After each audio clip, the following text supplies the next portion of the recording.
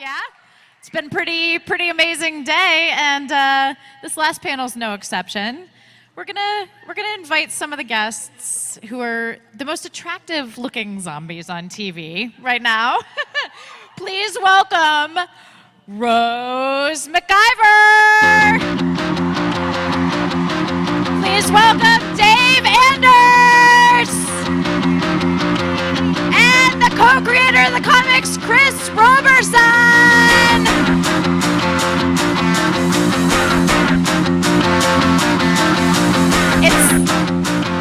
It's like a dance party up here, you guys. A lot of great energy. A lot of good music.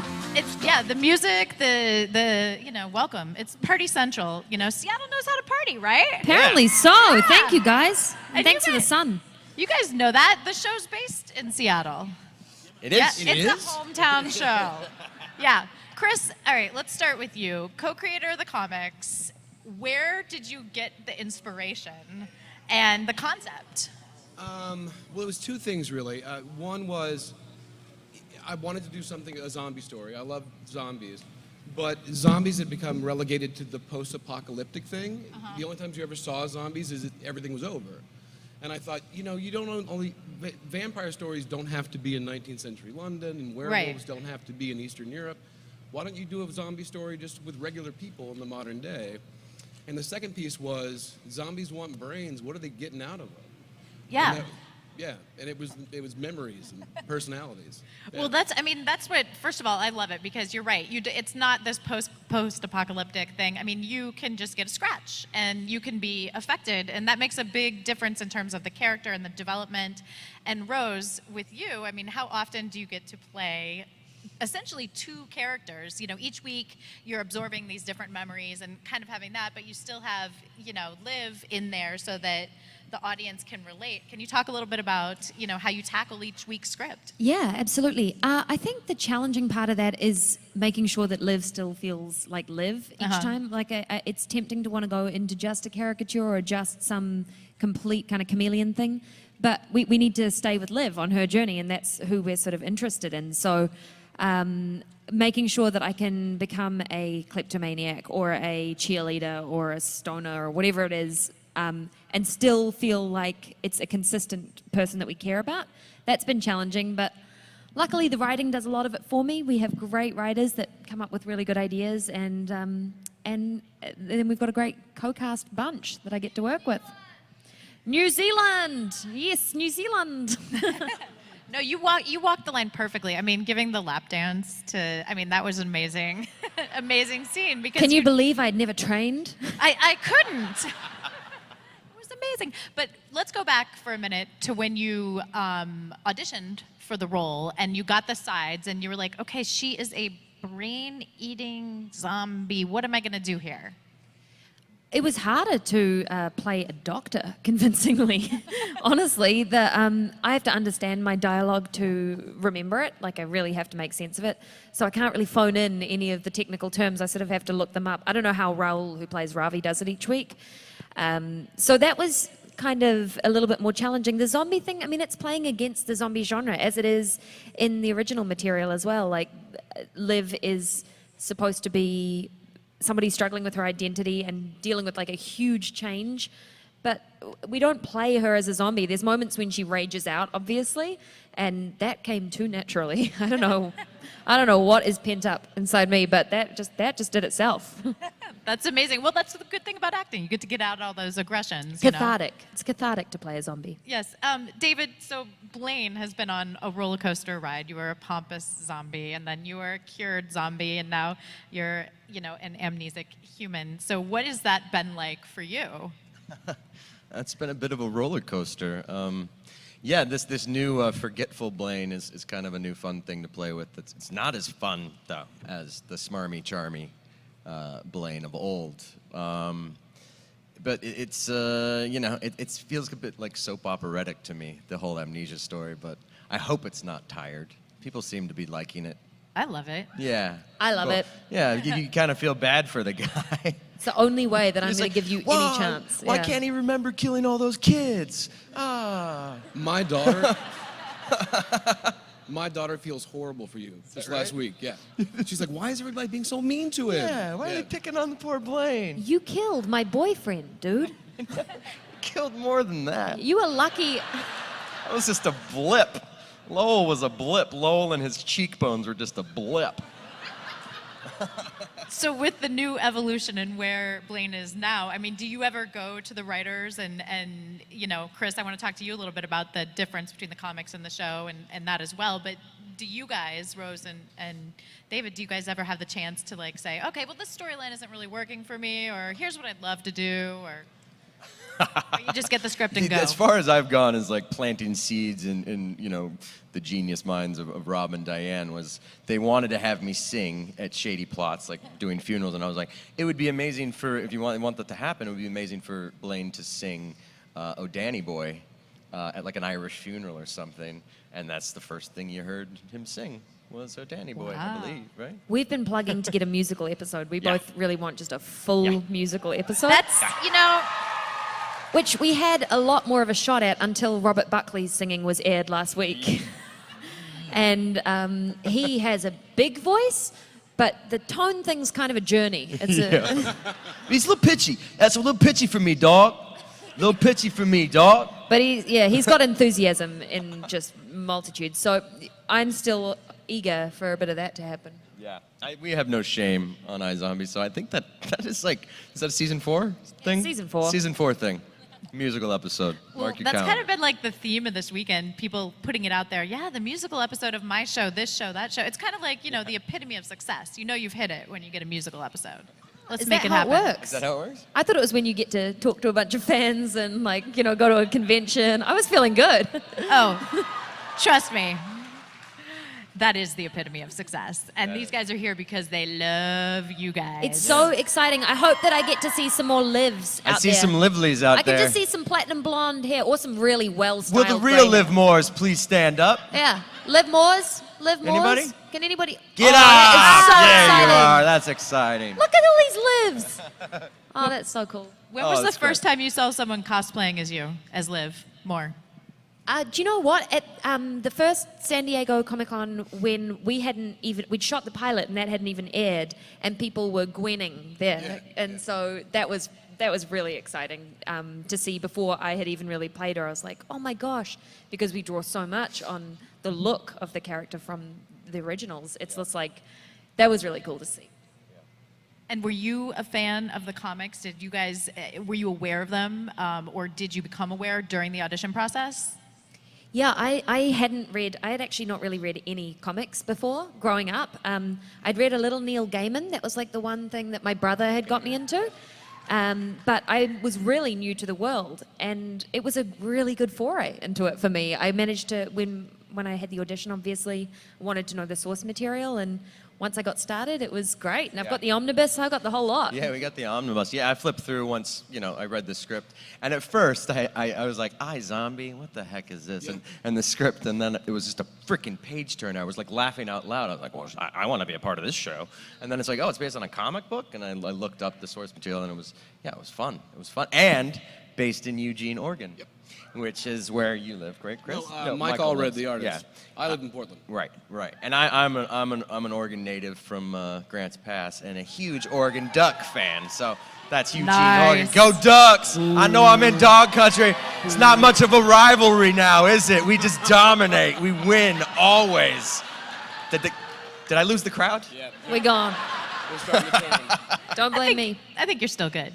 So Chris, when you, obviously the comic was happening, and then tell us about the evolution into television, and although the TV series has diverged from the comic, you still remain really passionate about both. And and can you talk a little bit about that?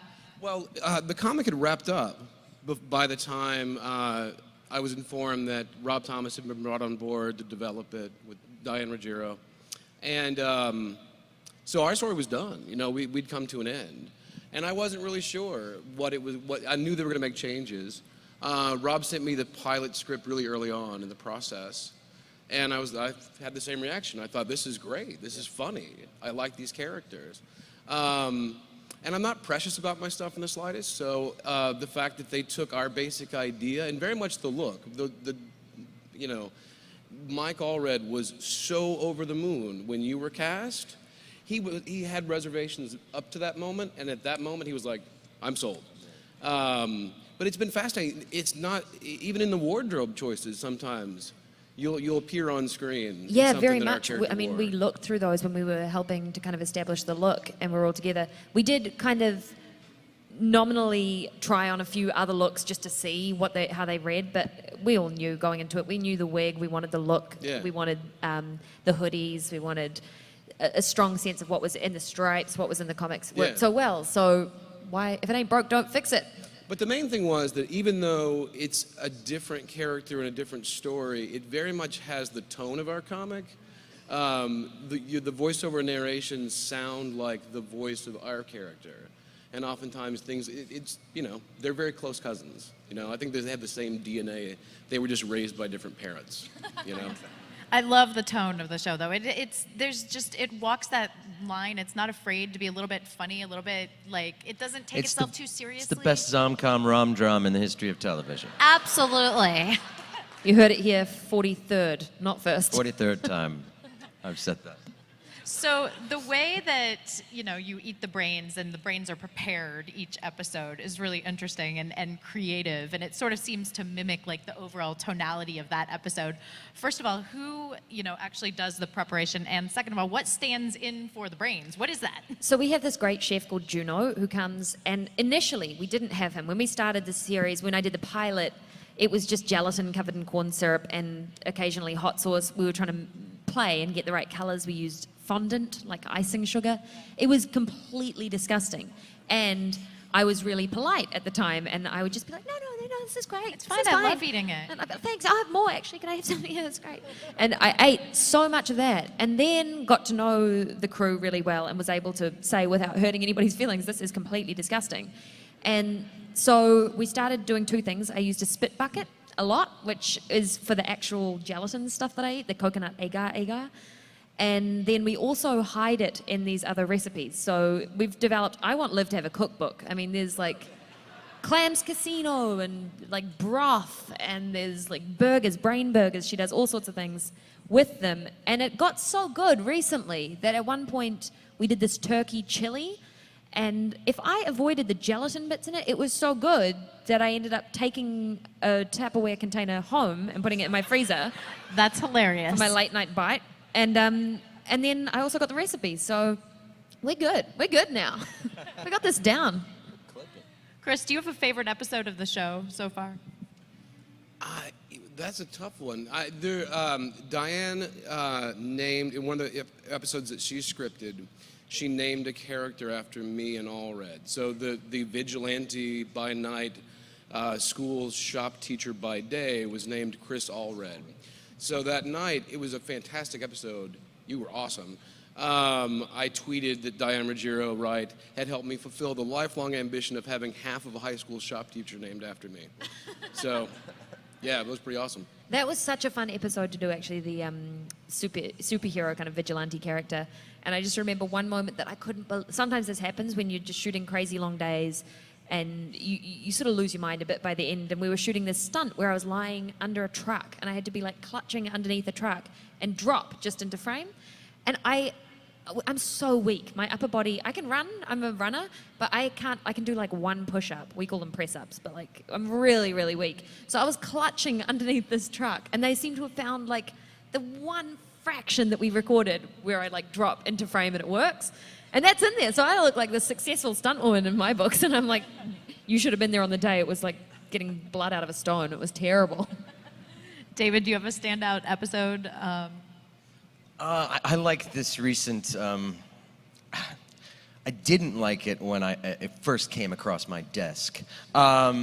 It was right before we went away for Christmas break, and they'd already put me through this old man makeup, Old Manders, which was 5 hours in and hell to get off. And all Christmas break, my face was just on fire. Yeah. I went to this esthetician and she said, "I've never seen anything like this." I was like, "I know, it's terrible. It hurts." You're I'm an actor. Yeah. That's what they do.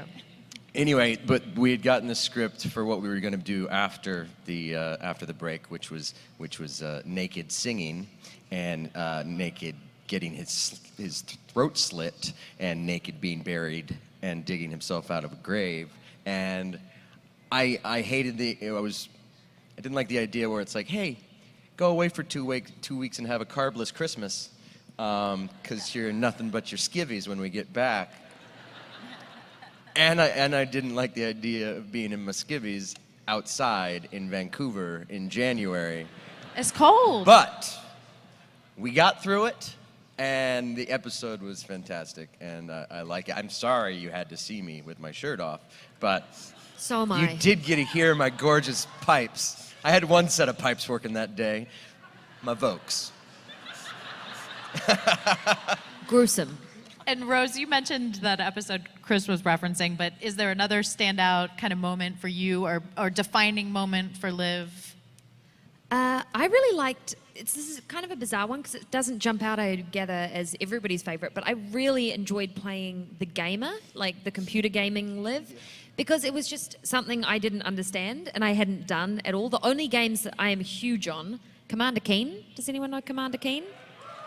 Crash Bandicoot, that's another of mine. The Sims. Oh, yeah, everybody knows. But those were my games. Like, that's what I knew. And so then trying to understand all these RG, what is it? A role-playing RPG. Getting my head around that stuff. Luckily, I had the best coaches in Raoul and Buckley, who play Ravi and Major, who are so into gaming.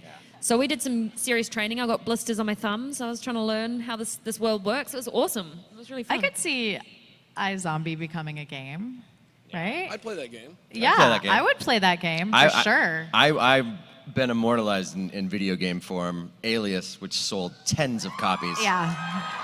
You all own an Alias video game, Who right? doesn't own? Yeah, stand up if Yeah. you don't own Yeah. Alias, actually. I mean, you can't David, swing a by the way, cat without hitting someone who owns You're the an Alias video amazing game. actor. But I was like the bad guy on the first level of the Alias video game, and I did the voice for it, and it was exciting. I was like, when I came out and I said, Sydney, I didn't expect to see you again. Alive, anyway. Like, this just can't be, like, mustache twirling crap. Wielding, like, meat cleavers. Just like... And I was like, do I kick my ass right now?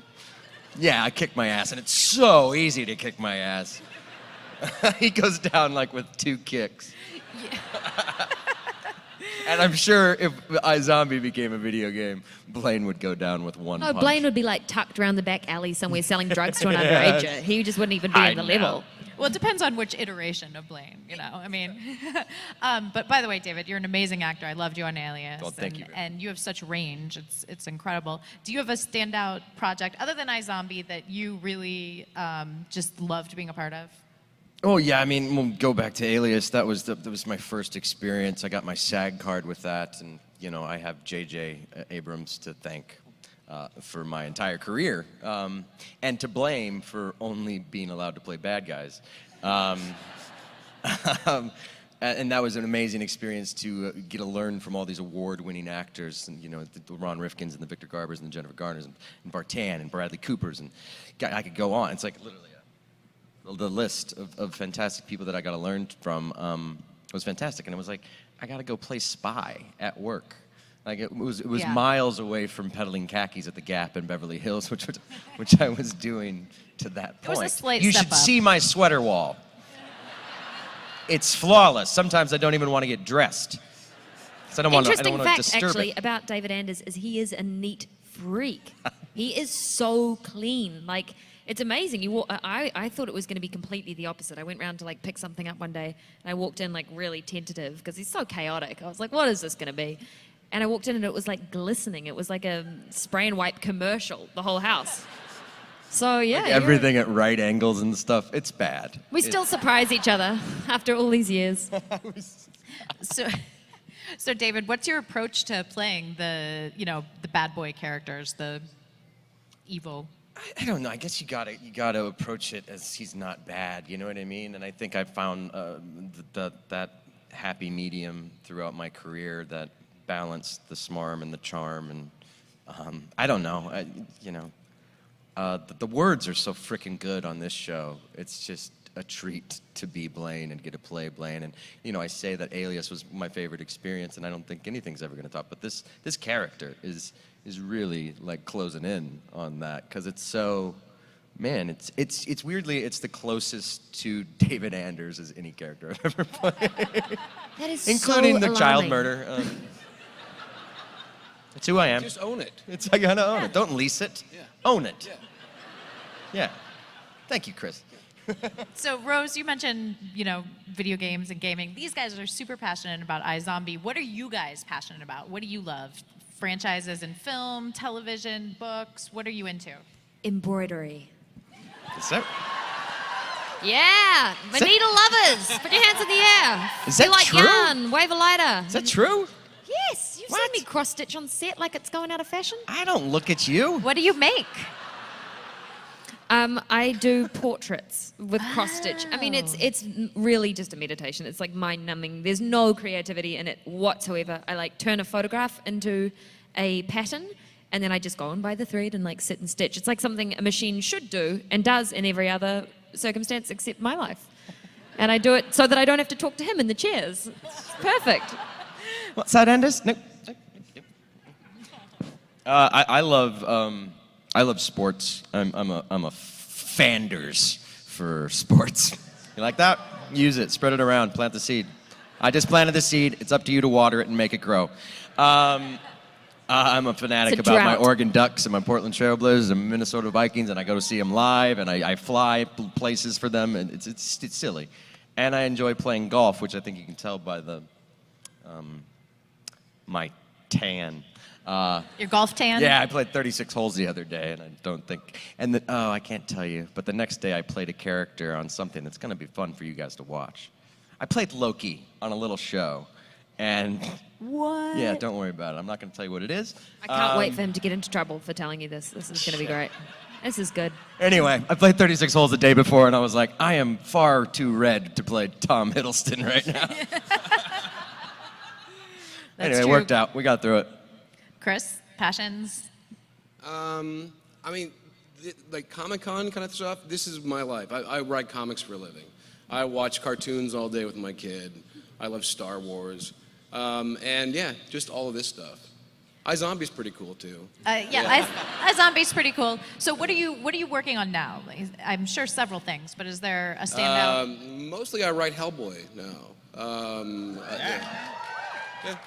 I'm about as red as Hellboy right now, Yeah. right? Close. I can introduce you to some people. We can maybe put something together. So I know that audience really wants a third movie. Yeah. I just write the comics. And I think Ron Perlman's game, so maybe you can make that happen? I clearly have tons and tons of authority, so Good. Yeah. Okay. Well, more than me, certainly. So. I'll make a call. Yeah. And since you're writing on that, but do you think about creating another series like iZombie? Do you have something like that in the docket? I don't know. I did pretty good with that one. I think so. Yeah. No, I just want to see iZombie go forever. So Hey. Six seasons in a movie, right? yeah, I'll Six take it. seasons. 6 in a seasons in a movie. movie. Yeah. And a musical episode, damn And it. then a spin-off. And a live musical. Live Live? musical. And then it goes There to you Broadway. How about on Oh, ice? this could be good. On ice. You zombie, we zombie, I zombie. There you have it. I think if we got a Kickstarter going out of you guys, we could make this happen. Why not? You guys, I'm sure you have questions. So line up in the aisles. We have 2 people with mics here, and you can line up behind them, and we'll get through as many audience questions as we can. And we'll start with you. Are you ready? Yeah? Hi. I'm Tyler from Wakefield, Rhode Island, live here now. And my question is, so you guys obviously both on Once Upon a Time as well. And from other people on CW shows, there seems to be a lot of crossover with different just actors on different shows. If you had to choose any other actor to work with on iZombie from Once Upon a Time, who would they be, and just why do you like working with them?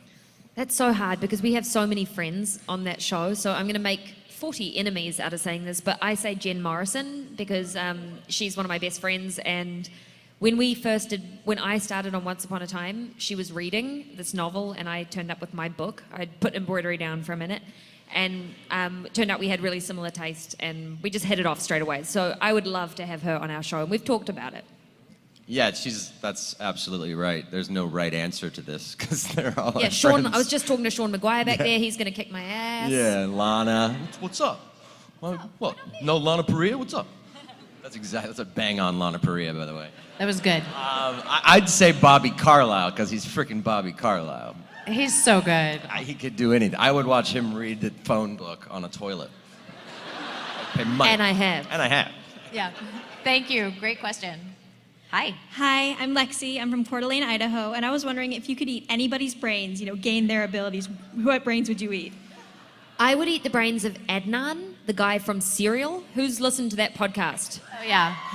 I just cannot work out whether he did it or not. And I literally have stayed awake wondering and trying to get my head around that. So I'd like to eat his brains for about an hour and just understand that fact and then get out of them quick smart.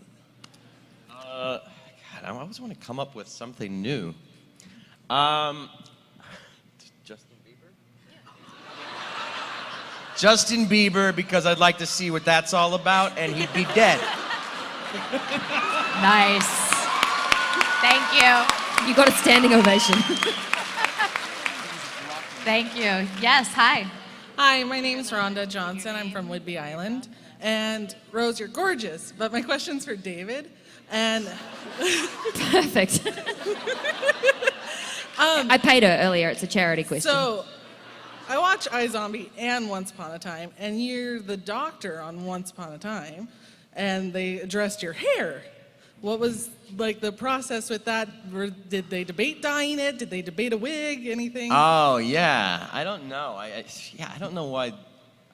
I had the idea that it would be kind of crazy around here and then kind of professorial with a middle part. And I don't know if we pulled it off. It looks kind of lame.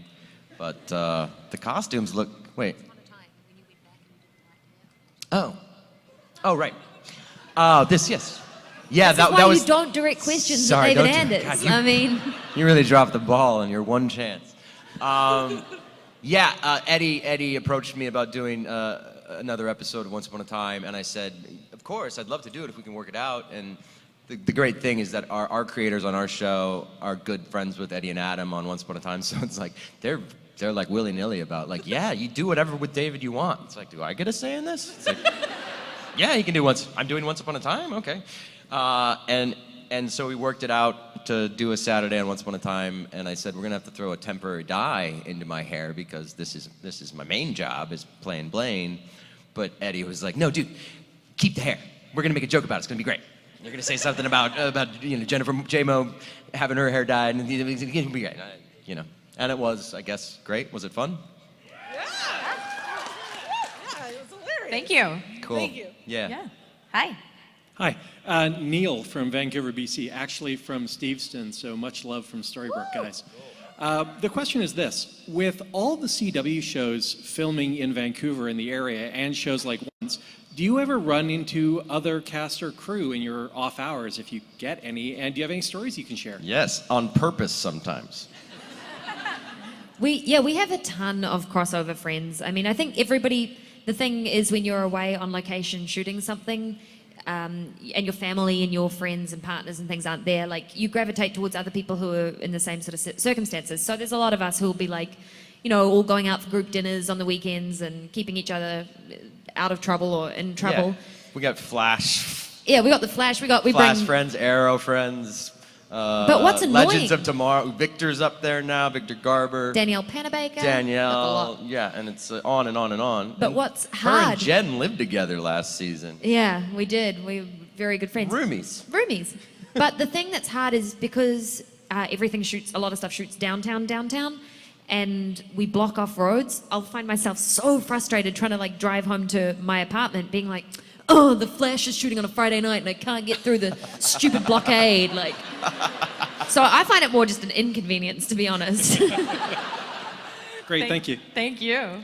Yes, hi. Hi, my name is Leah, and I'm from Lincoln, Nebraska.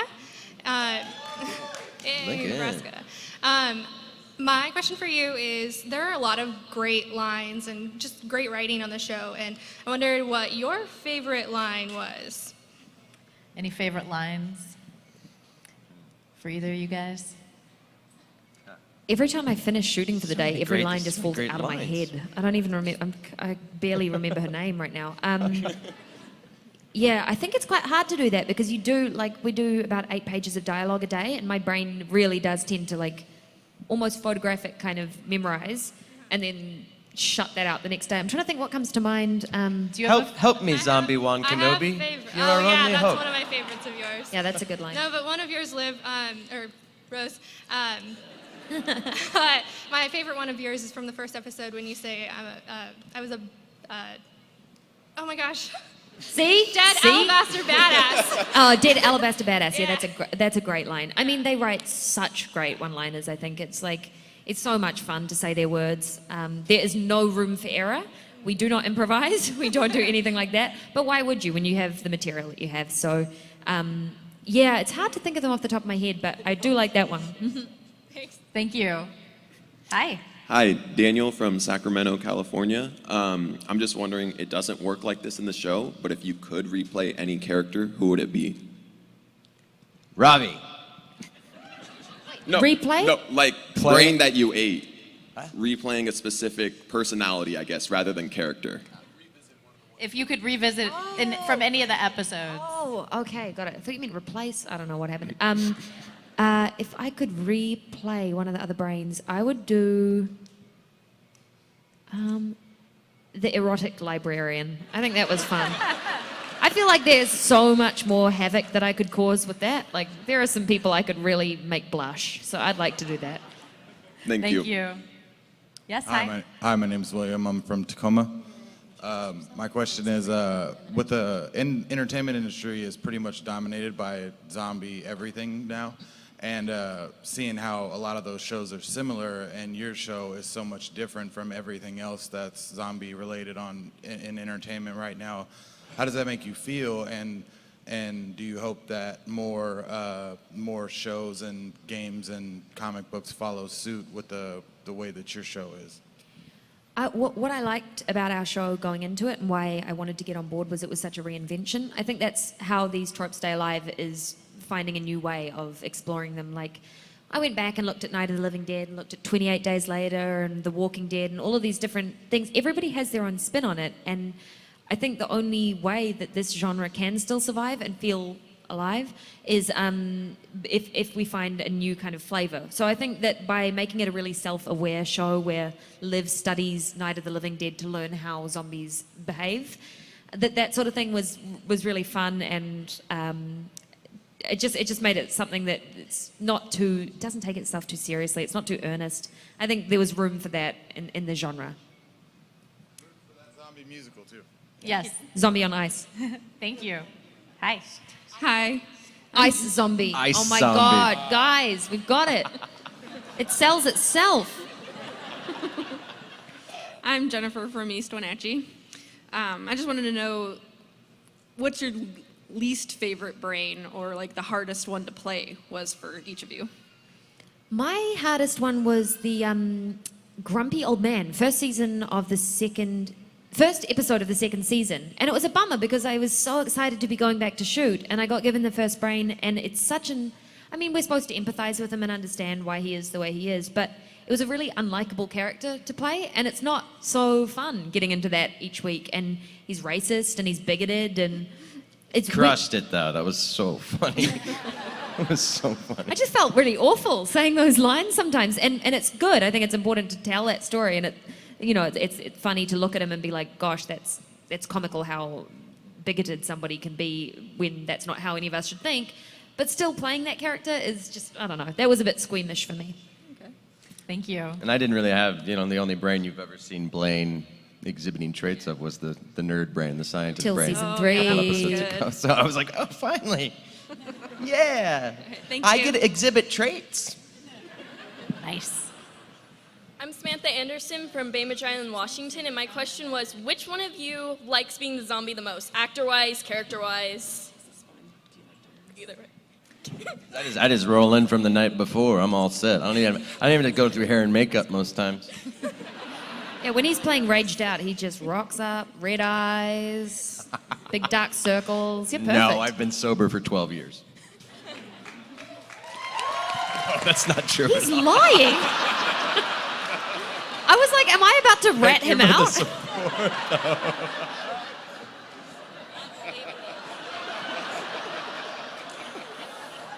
God. I hope that So I answers think he your likes question. being, yeah, I think he likes being a zombie potentially more, but it's fun. It's a lot of fun. The stunts that come with it are great. Thank you. Hi, my name is Ashley, and I'm from Washington, but I live in Florida now. Thank you for being here. Thank you. A huge fan of iZombie, but I do want to take this opportunity to ask David, a question about Heroes. I loved your character in Heroes, one of my favorite shows ever. What was it like working with Mossy, or even if you have any stories about Heroes, any favorite moments? Oh, Mossy was just delightful. There were so many wonderful moments that we had in feudal Japan. That was the beginnings of Takezo Kensei's character, right? But our sword fight, we spent many hours like hurting each other, rehearsing this big sword fight before he magically transported back to the future, and then my character had to wait 400 years to get his revenge. You know, real life. Yeah, he was delightful. I haven't talked to him in years. I miss him. Maybe I got to give him a text. You should. Thank you for the idea. Thank you. Thank you, guys. Thank you. Yes. Hi, I'm Grace, and I'm from Vancouver, BC. And what's your favorite filming location in Vancouver? The studio? That is such a lazy answer. That is the laziest thing I've heard you say. I like shooting. We shot at a restaurant that we dressed up as a pirates theme. That was a restaurant on the North Shore of Vancouver. I mean, to be honest, I love shooting outdoors. I think it's just kind of literally the breeze sort of keeps everybody a bit more awake and alive. But there have been some times at like 7 in the morning on a December day where Malcolm and I get so cold that our mouths cannot move. And Malcolm plays Clive, his lips are so big that he says this himself, he's like, it actually, once it goes numb, he like can't pull it back up to say the words. And we had to say this character's name, Muriel, over and over again one morning. And he was like, Mario. It was a disaster. So sometimes the Vancouver weather in the mornings can be a bit much for the outdoors.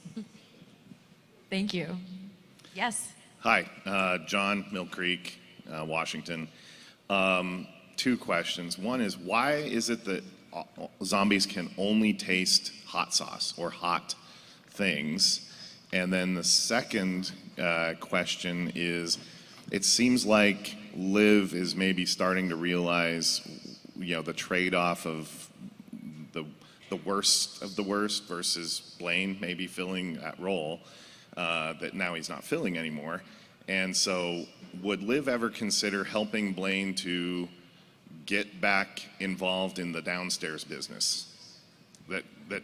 As Donnie and Chief call Back in the it now. downstairs business. Yeah, the downstairs business. I mean, in the funeral home, the downstairs. What Donnie and Chief call the downstairs. That is business. a late night spin-off show, actually, which I'm on ice, late in the downstairs business on ice. No, I see what you're saying. I think the hot sauce question is a little bit, that's kind of the law that they've created for the show, and that's a little bit like asking, like, why do zombies lose the pigment in their skin or whatever. That's a decision that they made that perhaps something to do with the way the body is mutated from the zombieism. They just are unable to taste anything without it. So we have fun with that, and I'm actually a big hot sauce person myself, so that works for me. Sriracha for life, homie. Yeah, nice. Whoa. I've literally put sriracha on ice cream before. You mean habanero, baby. No, habanero? I'm That's a where it's at? habanero. Really? I got super fired up when I found out that they have the sriracha on a keychain. Yeah. That's how serious I am about sriracha. I've yet to get it, Right. but I'm about to. That's pretty serious. Yeah, that's pretty serious. And then the second part of that is, I think Liv would help Blaine because ultimately, and I don't want to spoil anything, the 2-part finale next week is huge. The stuff that goes down and the way that might change the landscape for the season 3 is pretty massive. So I think that Liv and Blaine have certain obligations to help each other in order to fight bigger parties. And for the sake of her family and the loved ones she has in her life, she'll use that. She'll use them like a Yeah, dirty old sock. there's strange bedfellows, but like in the 1950s sense of beds, when they used to sleep in twin beds. Strange single bedfellows. Strange single bedfellow. Thank you. Thank you. That actually brings up a good question. When you guys started the show, did you get sort of like a zombie Bible of how like the world was going to work in iZombie? Yeah, they're called iZombie. It's a comic series that you guys can buy. That's true. That was our Bible. But we did also get, it was more a lot of conversations. And when you shoot a pilot, what's interesting is when you shoot a pilot, you don't have much time. Like, you have a lot of time to set up the series in between that. But for that first episode, which is so crucial to establish so many of those rules, you get like a week before you go into shooting. So for Liv, like to design a look and to come up with the way the brains would affect her and all of those things was so immediate, which is actually good because it takes away your ability to overthink and overanalyze, which I can do in a situation like that. So you just sort of have to make some impulsive decisions and then you roll with them. And Diane and Rob had created this great universe for us. Yep. Yes. Hi, my name is Ellie. I'm from Federal Way, Washington. And thank you for coming here to the actual Seattle instead of the fake one that you film in. That was an underhand That was compliment. such an underhanded compliment. Backhand? It was backhand. But my question is for both of you, and I was wondering what both of your favorite parts of playing your characters are, one of you being evil and one of you being good, what your favorite parts of playing those characters are and why you enjoy your characters. It's the words. I've said it before, a man is only as good as his word, and an actor is only as good as the words that they're provided. And we are just given a litany of rad things to say. And, you know, I'll try and flourish in my bits here and there and make it better, but I can't. It's already there. So I'm going to say the clothes. Blaine has rad clothes. You didn't choose those either. I didn't. I actually... Our wardrobe, they were late to the fitting, and I was just left to my own devices in there with all these like options of clothes. It's honestly fitting. one of the best parts of the job when you just Yeah. get to walk in and it's like you're 5 and you get to go through a mall and grab everything you want. You're like, Yeah, and I popped "Whoa." on this outfit, and they're like, "What do you think?" Yeah, that's the guy. That's the guy. Yep. These are actually Blaine's boots. Blaine still has his boots on the studio stage in Vancouver, but I got into a crazy eBay bidding war for these suckers. Daddy was gonna put these on his feet, and he did. My favorite thing about playing Liv is the variety, is just each week being able to kind of be challenged with something new. It's like going into a dress-up box each week and kind of getting to play. So it's challenging, but it's the most rewarding part. Thank you. Hi, my name is Emily. I'm from Ohio. One of my favorite things about the show is how music is utilized. Like a few weeks ago when they used the Les Mis was wonderful. And my question is do you have any music in particular that you use to tap into Liv and Blaine? Mine's been David Bowie since the start. Yeah. So I actually was a little emotional, well, very emotional, Yeah. but particularly because of what that has meant to Liv as a character. For some reason, it was something that was so popular and part of the mass culture and connected to everybody, but still just had her own edge. And, you know, obviously he had his own edge and celebrated the eccentric so much. He was the first person who went being weird is beautiful, and that's Liv to a T for me. So, yeah, very much David Bowie. I listen to a lot in the pilot. I mix it up now, but that was very much her music. I got mine on shuffle in my trailer a lot. Whatever pod I'm rocking that day. But I find myself going back to the Arctic Monkeys a lot, because I think that kind of helps me tap into the smart punk that Blaine is. Is that something you guys as actors use often to connect with characters, like a theme song or? We're both really into music and really, we in fact kind of bombard each other with suggestions, which are and aren't followed up on sometimes, about concerts to go to and CDs to listen to. The first thing I do when we get to Vancouver is I go to the calendar section and I pull out the rad concerts and I plug them into my phone, concert by concert. And I then he tell her, cancels on every and she's single time. always working. She's always working. Number 1 on the call sheet. Has a lot to do. I was dying to go see. cancel. Leon Bridges. Remember that? And I legitimately was working, and you forgot to book. No, I thought I bought these really expensive tickets, and I evidently didn't. That's a bummer. Yeah, we use music a lot. Yeah, Yeah, that's good. Use music a lot. Hi. I am William. I am from Bothell. And my question for Rose is, which persona do you want to play next? Like, I think it would be entertaining to see Rose, live on toddler brain. That's interesting. Here's the thing, we would love to see that, but the circumstances in which she would have to eat the brain of somebody who's passed away as a toddler is just too horrible to go down that avenue. I thought about that. I thought about, what I'm really interested in is a hockey goon, like a big hockey thug. I reckon, because I used to ice skate when I was little, hence why I'm really plugging this iZombie thing.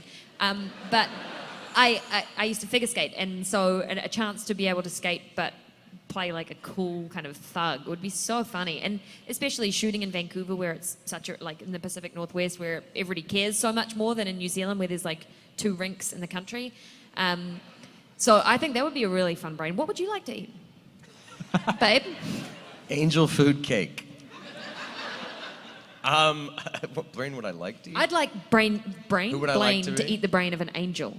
Like somebody really good-hearted and like Good-hearted. actually... I think that's kind of the way I've played this forgetful guy. Oh, he's kind just of forgetful. a sweetheart. And you're right. Like your daughter feels bad. I'm like, I feel bad for me right now. Yeah, he's a sweetheart. He's so I don't trust him. confused. I want him to volunteer. And everybody just gives him the stink eye. It's like, what the? Did I fart? What the fuck happened? What is going? Next question. Thank you. Yes, hi. Hi, I'm Vanessa from near Vancouver, BC. No, can we go back to what? Sorry, what brain would you like to eat, Chris? Hold on, Vanessa. We are going to come Sorry. back Sorry, to you Vanessa, in one sorry. hot minute. Probably somebody that can do numbers, because my brain does not do numbers. I have a huge vocabulary, but can't add or remember or estimate any quantity above 5. So, yeah. I'd like to know numbers, too. Yeah, I can't do it. I'm so dumb. Vanessa. So my question is just for David. Sorry, I'm a huge Alias fan. Thank you. I was just wondering, so we know that Sark is kind of known as the bad guy, but there are some moments where we see him kind of torn between good and bad. So just wondering if you think Sark could ever be fully good. No. No. That's a hard no. Yeah? Well. He loves to twist his mustache that he can't physically grow. But please refresh my memory. What were the moments that he was torn? I'm sorry. I don't know. I can't think of it right now. But there are moments where he works with Sydney, and he's kind of there, maybe. Yeah. Can I just interject to ask a question that when your voice just reminded me of it. When I landed in Seattle, is it normal that at the airport somebody at the baggage claim was like, "Welcome to Seattle"? Is that right? In the lowest, creepiest voice. And I looked around like, is this a dream? Is it like, I felt like I was being haunted. And it was just some dude on the like baggage claim department just, I guess, having a laugh. But nobody else noticed. And it was a pinch myself. Has anyone ever heard that? He's establishing a mood. He was establishing a serious mood. Yes. Whoa. Absolutely. Thank you. Thanks. Thank you. Hi. Hi, my name's Ashley. I'm originally from the Seattle area, but came all the way from North Dakota for this. It's my first con. Yay. Awesome. Welcome. And by the way, guys, you do phenomenal for pronouncing all the Native American names that Washington has, so bravo. There are people from Washington who don't know how to pronounce half of them, so good job. Thank you, that's nice to hear. My question is, was there legitimately a lot of confusion on the name Rob Thomas, and how was it actually getting to meet the musician Rob Thomas and rocking out with him? I think it was I don't know if this is true, I just assume that they would receive like each other's like Twitter fan mail kind of thing. It's like, no, I'm not that guy. And even on our Rob Thomas, his Twitter bio says, not the singer. And so I think that's how I imagine, in my mind's eye, I'm curious, that they came in. Chris, when you were approached and you found out they were going to adapt the show, did you think that Matchbox Was there a 20 moment were where I was making... like, that guy? And you said, or else forget about him. No, it's never going to happen. No. we were very excited to have him. He's actually a legitimate huge fan of the show, like Rob Thomas, the singer. And so he is on our finale episode. They should just pick one. They should just pick one. One go by Yeah. Robbie. Is it that hard? Yeah. Or Bob. Come Robbie on. Von Thomas. Yeah. Robbie Von Thomas. Whoever got there first should get it. Well, no, it hurts because we call Rob Thomas the singer Rob Thomas 2.0, and our Rob Thomas, our father figure, is devastated that he's Rob Thomas 1.0. But when we had the singer on our episode last week, it was amazing. Or last couple of weeks when we were shooting, he just like knows everything about the show, and he brought his wife who knows everything about the show. It was so cool. It's like really flattering. I mean, we grew up singing his music, so it's like fun. It's really cool. That's awesome. Thank you. Chris, you kind of touched on this. You said, when Rose was cast, everybody was really excited and was like, yeah, this is definitely going to work. But when they first approached you about adapting it into a series, did you have any reservations, or you were immediately like, yes, let's do it? Well, I was jaded and cynical, but cautiously optimistic. Not about the quality, but whether it would happen. Yeah. Because so many of these things, make it even to the pilot and no further than that. I was so jaded and cynical that even when I was on set watching you guys, I was like, this would be cool if it happened. These people seem nice. You weren't wowed Yeah. and convinced by our performances? Well, no, you guys were fantastic, and I thought it'd be a shame if this doesn't happen. But yeah, The no. concept was like, it's a hard sell. Yeah. When we started, we went to Comic-Con before anybody had seen it, right? It was so hard going and Yeah. trying to explain this show Pitch to this an audience show who to didn't know people. it. I'm sorry. Watch us. Yeah, thanks, Chris. And you'd be like, no, it's kind of a procedural, except, it's very funny, but it definitely takes itself seriously. It's like high stakes, and, she's a zombie and works in a morgue, and people just look at you like you are actually mad. And we were, and we did it. We still want to keep making It it. made sense to me at the time. I don't know Well, what to but tell you. somehow it all works. You know what I mean? And I'm just curious, when you originally created the comics, as a someone who enjoys the comics and the series, I kind of see a parallel and a metaphor for what the brains represent. But was there anything in your mind? About what the brains represented? Yeah, when and the need to feed on them and then absorb and.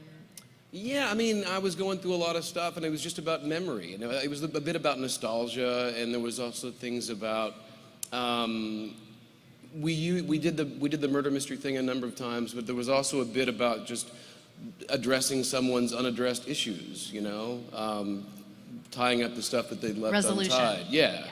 Yeah. I want to know, yours, because when I get interviewed about this stuff, I always like to poach other people's ideas about it. I'll tell you backstage. Yeah, okay? thank you. Yeah. If you don't mind. I'm curious. What was your understanding of what they meant? Was it resolution? Well, I mean, definitely I can see that, but I also think that the brains could be the way that you feed and then you're absorbing those memories for a while. You're kind of like getting your fix. It could be a metaphor for, heroin or drugs or. No, I mean, Yeah. it could be. It could. Well, that's what. I really could set be. you up there. I just asked for it. I'm sorry, but I'm just really simple, so it wasn't that for me. No, I mean, that's why I wanted to ask you, because it could, people obviously project. Art is not subjective. Yeah. Art is projective. It's very interesting. I like that voice to welcome me to Seattle, a New Zealand Welcome voice. to Seattle. Welcome to Seattle. Yes. Hi, I'm Zoe from University Place, and I wanted to ask who do you think is worse, Blaine or the CEO of Max Rager? The CEO of Max. Yeah. He is the Weber. only reason I will even sit next to this guy at a panel, is because Vaughn Duclark exists. Yeah. And And how great is Steven Weber, man? Been a huge fan of his since, the Wings days. Sadly, I've yet to even share the same air as him. I'm never on set the same day. I've never worked with There's him. too much bad for one room when you two are together. Thank you. Yes. Hi, I'm Dee, and I'm from just outside of Seattle. My question is actually for Chris. I know, crazy. No, being a comic book writer who wrote a comic that features predominantly like a female protagonist, what was that like for you, and what was kind of some of the things that you had to like kind of deal with just being, like a male writing a female? Like, how was that? I wasn't hard. My entire life I've been surrounded by strong women. And the voice of our main character is my wife's voice, my wife Allison. Like it just unfiltered went in. And so what's been funny is because your character shares so much of the tone of our character. My wife will often hear things coming back that, that. Yeah. Also, like, I find women more interesting than dudes. Dudes are kind of boring. Yeah. For those not familiar with the comic, by the time we wrapped up, I realized I'd forgot to put any straight white men in that book. There aren't any. Woo! That is so refreshing. So, sorry straight dudes. Hopefully you'll be represented elsewhere. Thank you. Great question. Yes. We have time for just 2 more questions, one from this side and one from that one. Hi, my name is Ella, and I'm from Missoula, Montana. And David, thank you for singing Under My Umbrella to me yesterday. Ella, Now under you've my cheapened it for umbrella. her. That was just for her. I was wondering, who's your celebrity crush? Gemma Arterton. Hard answer. She is just something special.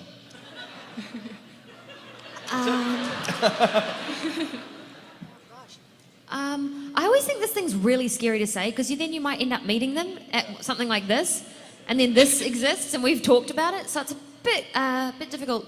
Who can I say who's RIP'd, and that way I'm safe? Is it? It's just a bit safer because look, if I say like Bill Nye and then I go and do a convention that Bill Nye's at, I'll be like bright red and it already goes. You know who it is? It's You're allowed to crush already. I think it'd be like Crush. Charlie Cox. He's cool. Ooh. He's cool. Dare you? What? I don't know. Daredevil. I know. You went there. Go for it. Who's yours? Bill Murray. It's a safe one. Very safe. Yeah. Yes, hi. Hi, Izzy from Spokane. I was wondering if people were to eat your brains, how that would affect them. Great question.